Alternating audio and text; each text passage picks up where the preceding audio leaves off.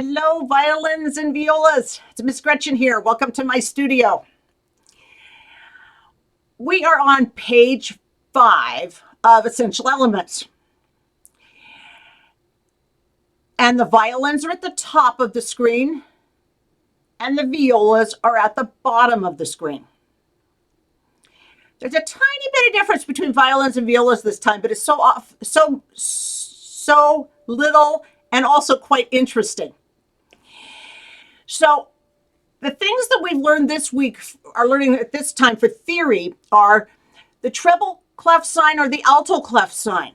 Well, now what this thing at the beginning tells us, the little squirrely thing for violins, or the thing that looks like this, looks a little bit like a B. For violas, that's giving us what the names of the notes on the lines and the spaces are. So for violins up at the top, if you look at the lines, it's showing you that the line notes are E, G, B, D, F. And it's showing you that the spaces are D, F, A, C, E, G.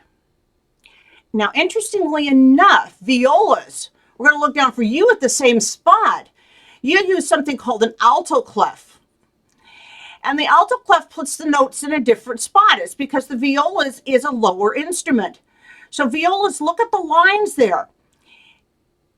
They're F, A, C, E, G, and the spaces are E, G, B, D, F, A, A.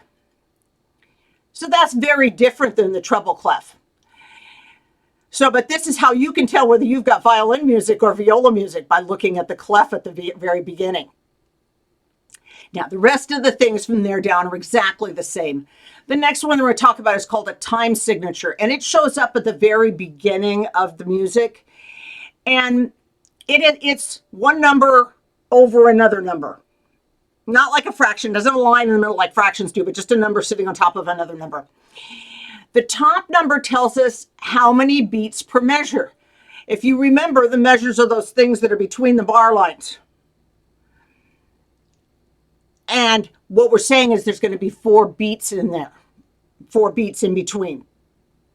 For us right now, what that means is either 4 quarter notes or 4 quarter rests, because each one of those is a beat. The bottom number of the time signature, also known as a meter, it tells us what kind of note gets 1 beat. And for us now, it's always going to be a 4 for quite a while, because what that says is the quarter note gets 1 beat. They can make that some other crazy number, but for us, for a long time, it's going to be a 4, because we're going to make quarter notes are always going to be our beat or our pulse. And the very last thing here is the double bar. You notice there's a skinny line and then there's a fat line. The double bars happen at the end of a piece of music. And that's how we know for sure we've gotten to the end, is because there's a double bar. Now, if you remember, those little lines we've got between the measures are called bar lines. And so normally you just see them all by themselves, 1, 1, 1. And at the end, we get 1 and then a fat one to go with it. So hope this makes some of the music things make a little bit more sense. Bye-bye.